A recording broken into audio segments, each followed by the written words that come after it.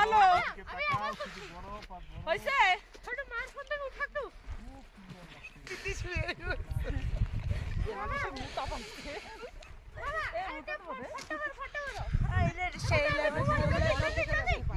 এটা করিস না তুই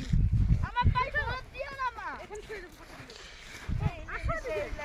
ভিতরে বড় ঢুকে গেছে ফটো তুললে জেনে নে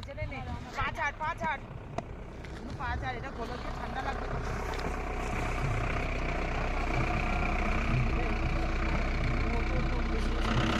এই নাও